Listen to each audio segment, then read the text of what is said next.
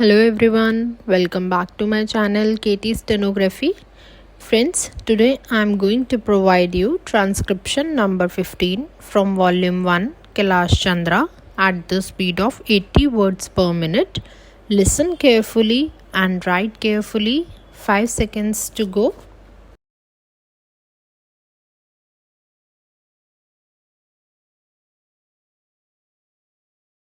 Sir, before the House adjourned for lunch yesterday, I had started speaking on the Essential Commodities Amendment Bill.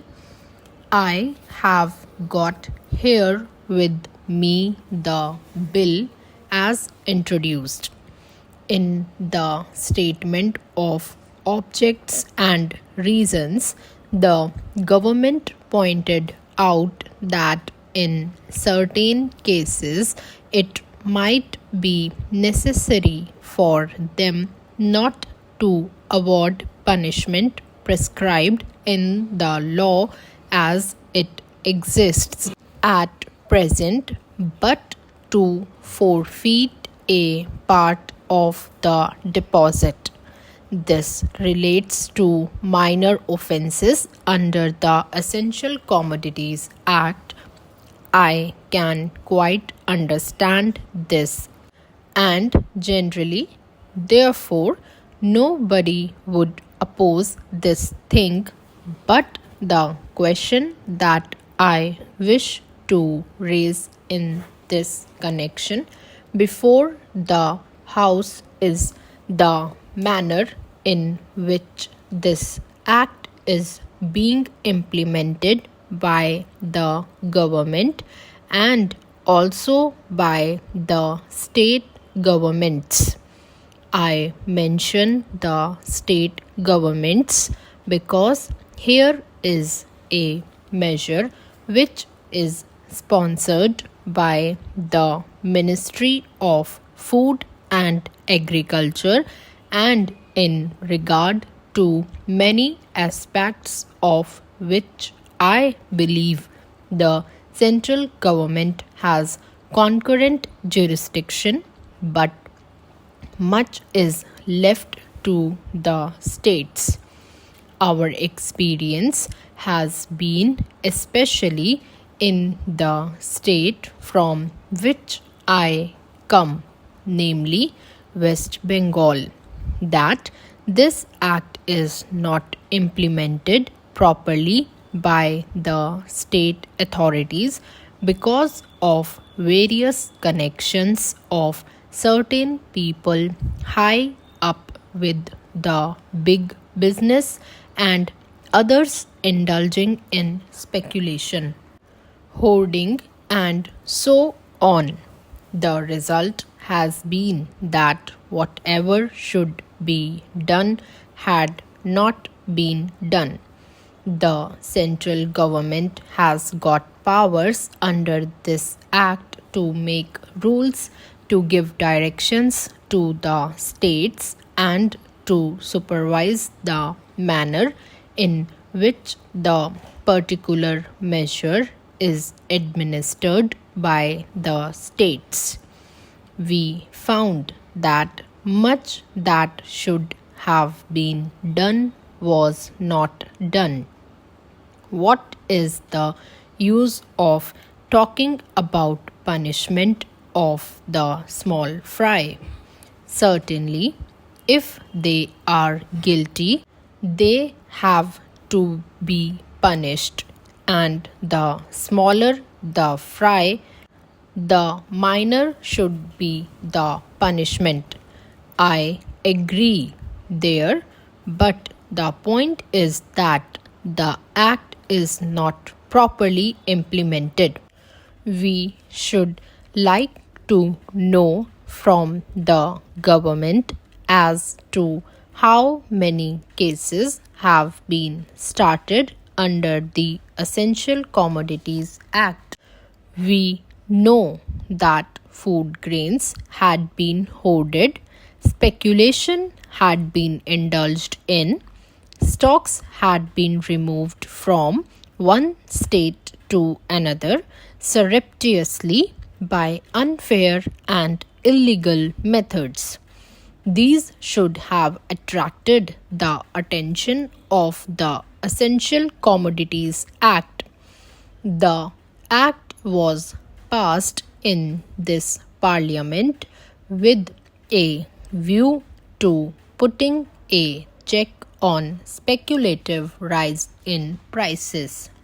When it came to the question of practical implementation of this measure, we found that the government had failed. Now, government should say something about it. When government seeks to amend an act, it should tell us as to how the parent act which is proposed to be amended has been implemented. Is it the contention of the government that difficulty arises because this particular provision is not there in the Act? Are government in trouble because they do not know how to deal with the smaller fries? Or is it because that those who are supposed to administer this measure at the state level, at the district level, have thought it fit to ignore it, have thought it fit to bypass it? If any measure of the central government was needed for controlling the price of food grains and ensuring the supply of essential commodities to the community, it is the Essential Commodities Act. I would like the minister to say something on this.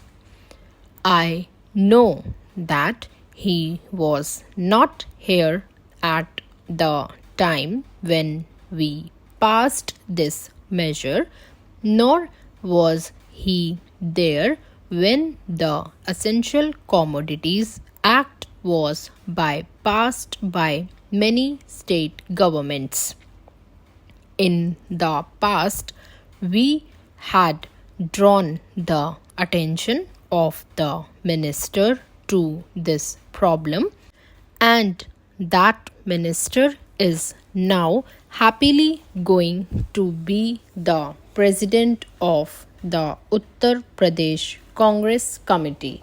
But here I would like to ask the minister who has stepped into his shoes as to what he is doing in order to see to the proper implementation of this act.